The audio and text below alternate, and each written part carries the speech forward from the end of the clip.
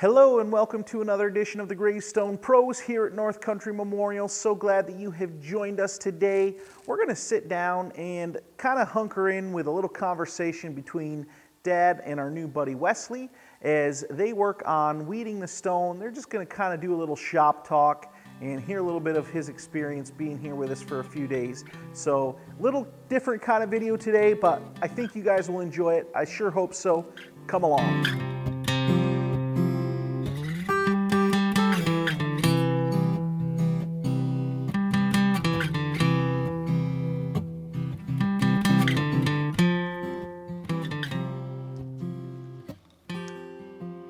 So while you're working on that, I'm going to put the microphone close to you and just give me some thoughts on your experience so far, and if there's anything significant that stands out to you, or if there's anything that you're wishing, was that you'd like to know yet, or anything. Just, yeah.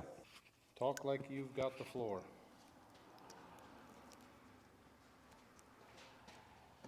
So I got lucky and found Mr. Christman and his family on YouTube. And he's gracious enough to have me here and show me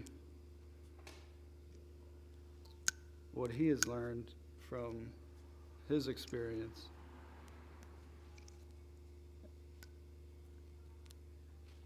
Because back home, nobody wants to share their information and little secrets here and there about how they run their business and how they got to where they are today.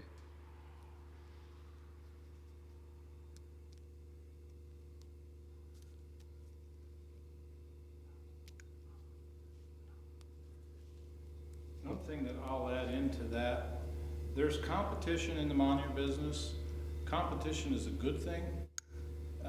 My feeling is if I'm greedy about a sale that you are or I might both have a chance at, to me, I have felt the pain many times when somebody else sold something and I might have had a chance but didn't, or whatever, or if they beat me out on a sale, whatever. But what I have learned in life, and it obviously applies to business, is business breeds business. If you'll notice, that especially people my age, when we were kids, whenever a McDonald's showed up in town, Burger King or somebody else very soon parked right next to them. I don't think McDonald's got too insulted.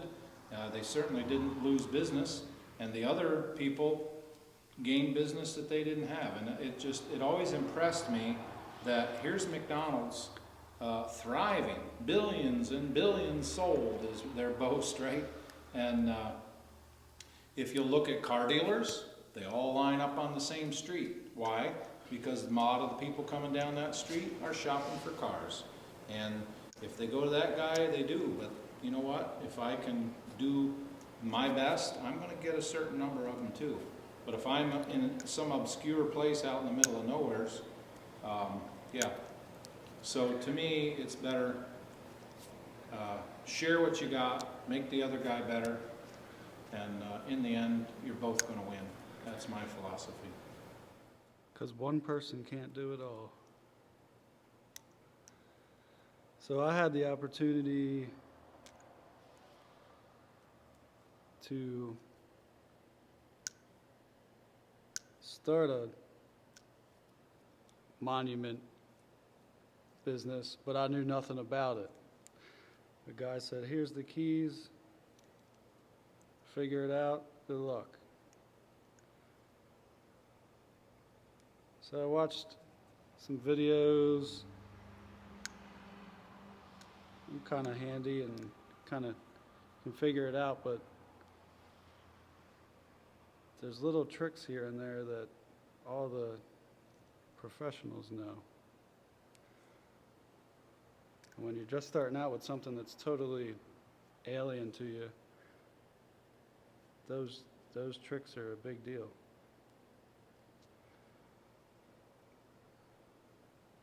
Like the glove, the dirty glove, highlighting all the areas that need to be weeded. Would have taken forever to figure that out. Yeah, took me years to learn that trick.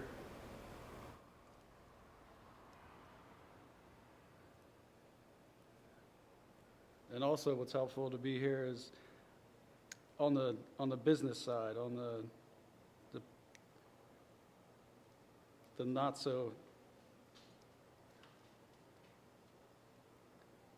sandblasting, all the paperwork, like how, and the say marketing and things like that, what has worked for them and what could possibly help me, like bouncing information back and forth about ideas on that. Because I don't know any, I do landscaping, so I know how to cut grass, I know what works in that business. I don't know what works in the monument world.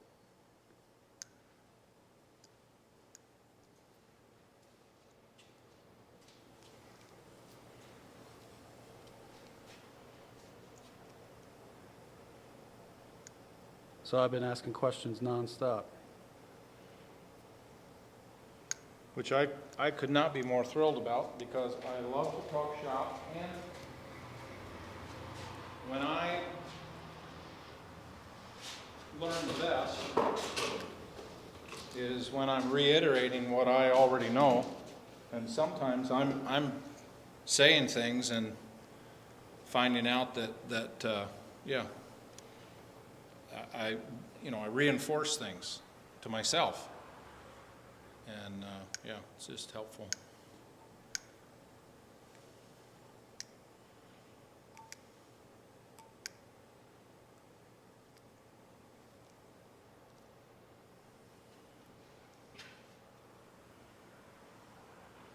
So this part of the process that's being done right now, the industry term for it is called weeding, and getting the parts out that we want blasted in. So we take the letters out of the rubber so that we can blast down into the granite.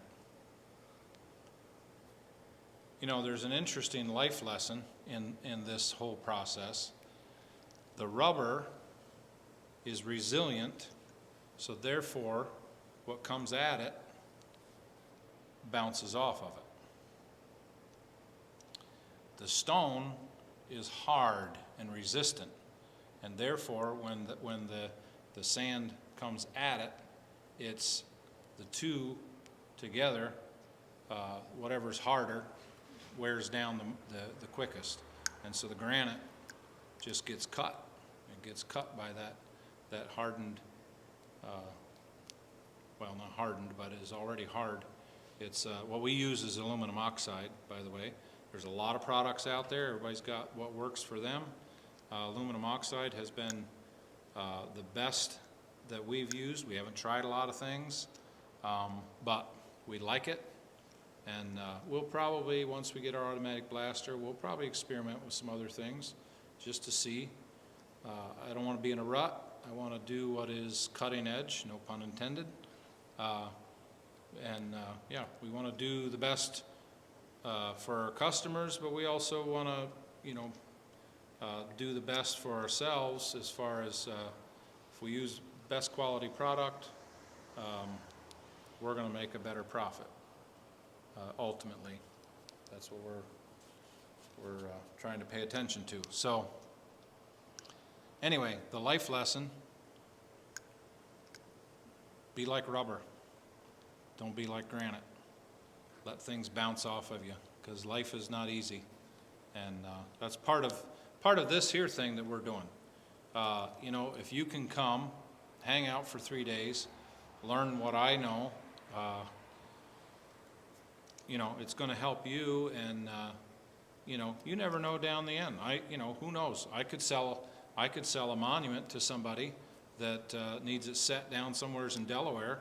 I'm not going to set it, not if you've been setting. I'll get it shipped down to you, and we'll pay you to set it. Gives you a little bit of work. You know, you just never know. That kind of stuff happens. And I actually did have a competitor, a guy that had been into it for a couple years. He was an older gentleman. I broke my leg playing football with my boys. This was in back 20 plus years ago, and broke my left leg in the fall. And I got a call from him. He said, "Hey, I heard you broke your leg. I want you to know I'm going to give you a day, and you tell me what you need done, and I'll do it." And so I had a few things around my shop that I needed done. He came and did them, and I said, "I do have one more thing, and that is a monument that I'd like to get set this fall."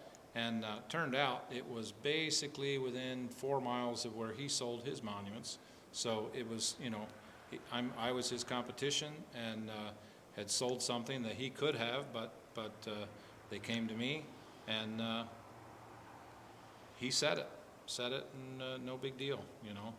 And it's another reason I do things the way I do them. Is there's been experiences like that where it's like he didn't worry about the fact that, you know, I had sold something that he would have liked to have, and but it was okay. We worked together. Makes life a lot easier, more pleasant, for sure. Now, over here, what stays and what goes on that? Yep, it's kind of it's kind of showing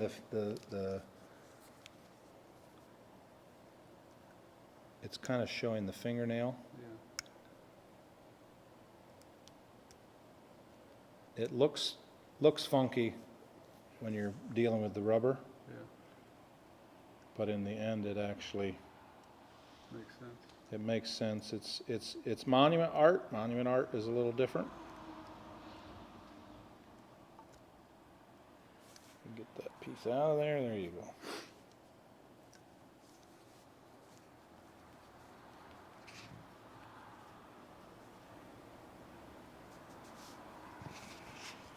Let's see.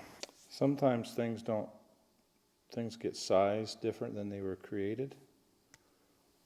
When they go on a stone, we might make this bigger or smaller, and then it doesn't always make sense. I'll have to look. I'll pull up the thing. You can peel out the.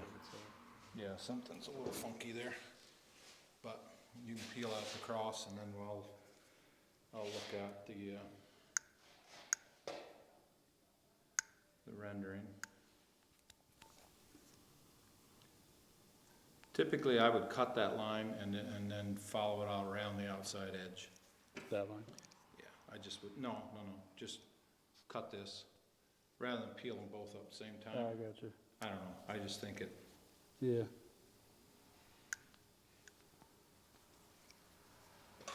usually if it's been peeling good, you're probably not gonna have an issue on the, yep, there you go. Again, if you wiggle it, where it's sticking. It looks like it's not cut all the way. Alright, I see it now. I got you. Yeah, they're, I got it. I just didn't see that Yep. line there. yep, well, they get meshed down in sometimes.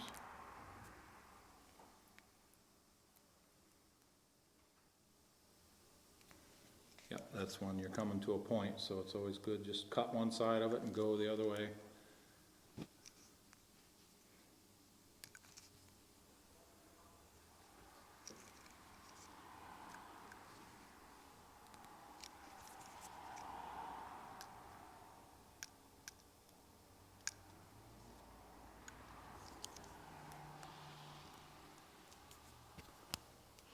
Now,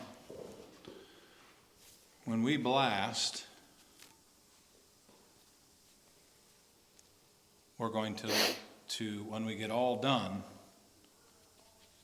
and we blew the lines, we're also going to peel this, this, this, this, and this, and that's going to give us that 3D look.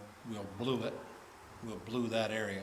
So it'll be polished, blued, or no, steeled, blued, steeled. Okay. And that will give us a contrast between here and here and here and here. Okay. And it'll make it look like it's shadowed on those sides coming down. So I gotcha. that's going to be a really nice looking cross. Thank you so much for coming. I really appreciate you being here. Hope you enjoyed that conversation between Curt and Wesley. It was really kind of fun for me listening through to it, and I hope you enjoyed it as well. And I know it was a little different kind of video. I left it unedited. Normally I kind of cut stuff up a little more, but I thought it was cool just to kind of let it run and hear them talk and do their thing.